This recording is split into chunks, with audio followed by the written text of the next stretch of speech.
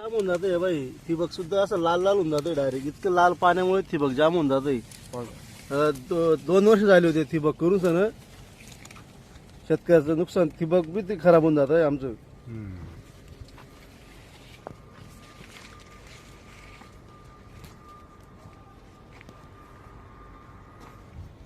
हरभरा नका घ्या हो तुम्ही. बाई ठिबक करा इथं बाई. आता हे जाम होऊन गेलं नाही. ते क्वाक आणणं पडतंय बाई. त्यासाठी क्वाक बसवणं पडतंय. म्हणजे अजून डबल नुकसान आहे. ठिबक जाम होऊन जातं. पाणी भेटत नाही काही काही झाडांना. ठिबक कंपनीचं लाल पाणी नाशिकचं पाणी आहे बाई. पूर्ण असं लाल दिसते ठिबक. बा शिवाय ठिबक पाहिजे कसं ठिबक झालं. अच्छा. आणि कंपनी म्हणती तुमच्यानं जे होईल ते करा म्हणे. अशी कंपनी अशी म्हणते आणखी.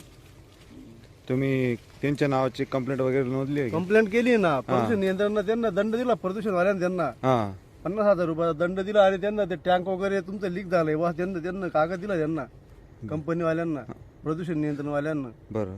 आता एक केव्हापासून तुम्हाला हे त्रास होतोय? हा त्रास तर आम्हाला 10 वर्षापासून 10 वर्षापासून. आणि कंप्लेंट कितीदा तुम्ही केली असं? कंप्लेंट 3 म्हणजे कंप्लेंट भरपूर वेळ केली आहे. 2024ला तपासणी झाली होती तेव्हा 6,000 TDS पाणी होतं. 5,900. बरं. आता पाणी तपासलं तर 2700 TDS दाखवतंय आता. असं हे पाणी सर्व विहीर मधून येत आहे. हा विहीरचा पाणी पूर्ण लाल झालेलं आहे. पूर्ण लाल कुठे आहे झालं. विहीर? कुठे आहे? विहीर खाली आहे ना. चला बरं आम्हाला दाखवा. पूर्ण लाल झालं तुम्ही. बरं. ते पूर्ण विहीर असं चिपकून गेला तो लालपणा. आशिरचा लालपणा आहे ना पूर्ण चिपकून गेला झाडाला असा. असा का? चला बरं विहीर दाखवा आम्हाला कुठे आहे. काही ठिकाणी पाणी पोहोचतं काही ठिकाणी पाणी पोहोचत नाही. असं. काही मक्का लहान आहे काही मोठी छोटी होऊन गेली मक्का. आम्ही 1.5-2 लाखाची दर म्हणजे ठिबक करायची 10,000 रुपयाला बंडल भेटतं. असं का?